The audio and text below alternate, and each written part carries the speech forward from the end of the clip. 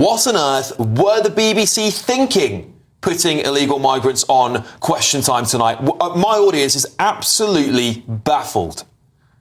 Yeah, well, when it first sort of was clear that this was going to be an immigration special, some people on Twitter started quote tweeting the Question Time account saying, I bet they invite some illegals on. And they were obviously joking. In some cases, they were literally comedians making that joke. And then staggeringly, that happened. And then some. Frankly, it was surreal. There were two illegal migrants who come originally by small boat. As you can see, the BBC were very open about that. One of them, their quote question was him holding his smartphone and reading out what was a statement about how important it was that the United Kingdom did not withdraw from the ECHR. I mean, I've got to laugh because I've got to say, sitting there, it was incredibly surreal. I couldn't believe what I was seeing. And actually, there's some photographs now of that gentleman that suggest he was also wearing an earpiece, which suggests that should also require some investigation. I will say this, though. How on earth it can be deemed appropriate that people who broke into this country illegally should have a seat at the table in a political discussion about immigration, about illegal immigration on a BBC immigration special is so bewildering that on the car home, I genuinely had to sit there and just try to reassure myself that this did actually happen. I felt like I was on the Truman Show or something. Why are illegal migrants being placed in the audience and given the opportunity to go on soliloquies about their stories? And I was asked by one of them, I was asked by Fiona Bruce, would you deport a man who said openly that he had come here originally from Afghanistan, obviously then come from France, which is not the same, obviously, as coming from Afghanistan, but he originally was an Afghan. He said his asylum application had been rejected in 6 other countries before coming here. Let me say that again. His asylum application had been rejected in 6 other countries. And then it was put to me, would a reform government deport him? And I said, look, we're always going to give it the same answer on this. If you came to this country illegally, yes, you will be deported. Absolutely. And there were sort of gasps in the audience, which is obviously, I don't know how, by the way, this is another stunning achievement from the BBC. They managed to they managed to stack an audience in Dover, of all places, a seat that looks, the general election would happen tomorrow. I think reform would take handily.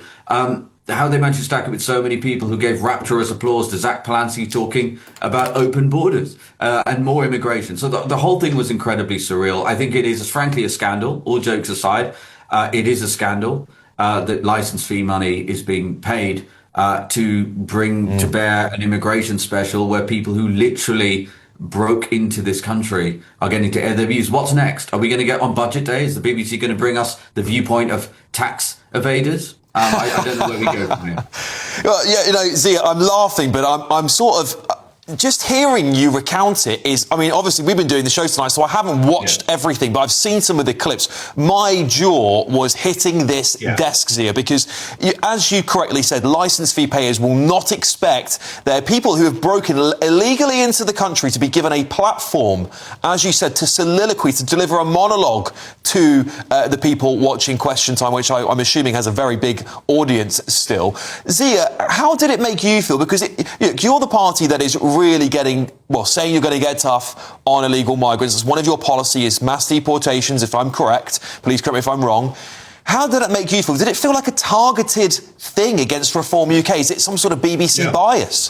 I mean, if you just watch it, and I do encourage people to watch some of the clips that are on social media. I know it can be quite painful to watch the BBC these days, but it is worth watching just so that you can realise that everything we're saying is true. I have to say, as I said, I had to really process this because I couldn't comprehend what was going on. I couldn't believe that this was happening in such an open and blatant way. And again, just going back to that point about the guy, the Iranian, who was reading the statement about why Britain should leave the ECHR, at one point, he started talking about the Northern Ireland Protocol. And I didn't realize that was something that was such a big issue in Iran. So it was ridiculous. I think it clearly was set up to try to put reform on the spot. And the evidence for that actually is Fiona asked me directly, well, would you deport this particular gentleman in that audience, which is obviously a very emotional appeal. And look, of course, I get it. These are all human beings. But ultimately, as I said